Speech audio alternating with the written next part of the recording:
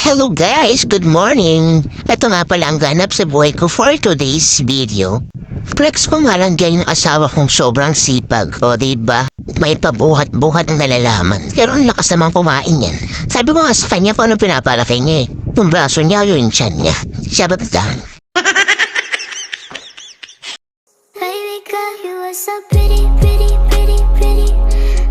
Hello guys, good morning! Nagluto nga pala ako dyan ng tinapa at itlog para sa aming almusal. Tapos nga sakto pagbukas ko ng ref, may nakita pa nga akong natirang tokwa at baboy. Kesa nga masayang, naisip ko lang na ilagay na lang sa sinangam. Nako, sarap na naman siguro ng kain ng asawa ko nito. Sabi niya pa naman magbubuhat daw siya ngayon. So, tingnan nga natin kung makakapagbuhat pa siya ngayon. Char lang!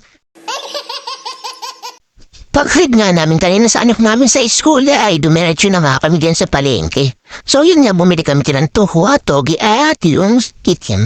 Tapos ay bumili rin kami dyan ng tinapa para meron kami stock sa bahay. Para almusal tuwing umaga. Bago nga kami kumain ay hinugasan ko muna yung tubig. Tapos binabad ko muna siya sa tubig. Pagkatapos ay kumain na din kami dyan ng asawa ko. O diba niya nakapag-antay, nagpusa na kumain. O dahan-dahan na magbubuhat ka pa, baka hindi ka na makapagbuhat. Ang puro-turo pang nalalaman, ano kaya yun?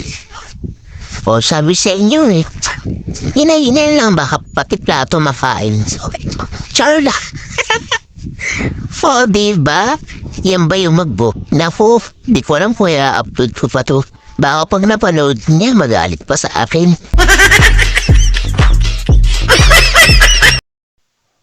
After nga namin dyan kumain ay nagligpit na rin ako dyan. So yan nga yung mga pinagugasan ko ay na umaga ay pinagbabalik ko na sa lagayan. Tapos yung mga hugasin ko ay tambak. Siyempre ganun talaga after mo pumain, hindi naman maghugas. Ay naku, pag nanay ka talaga dire-diretso ng trabaho. Halos wala ka nang pahinga eh. After ko nga din mabugas ang plato ay nagligpit naman ako ng isa. Tapos pinaglalagyan ko na rin yung aming mga lagayan ng tubig para mailagay sa rep. Pangalan mo lagi ako halos naglalagay niyan. Minsan visit na lang. Gusto ko na ilagay yung buong check. Ay, joke lang.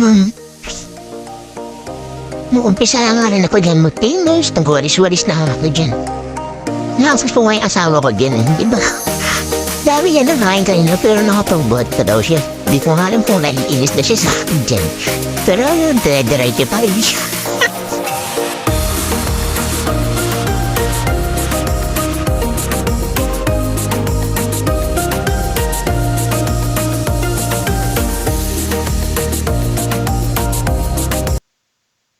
Sobrang sipag ko nga dyan eh, di na magdumay ko na rin pati yung sa labas niya. Talanda na yung dahong layas-lagan. Ngayon, bilalas akong cream. Kaya na nga, napagod na si Buntis. Siyempre, pahinga muna after na nakakapagod. Nagawain. Ganun talaga pag nanay nga, ang pahinga lang tapos mamaya kilos na naman. Maya-maya nga dyan ay tumayo na rin ako para magluto ng aming panakalian. Dahil na maghahatid pa kami ng lunch ng aming anak sa school. So yun lang guys. Thank you for watching.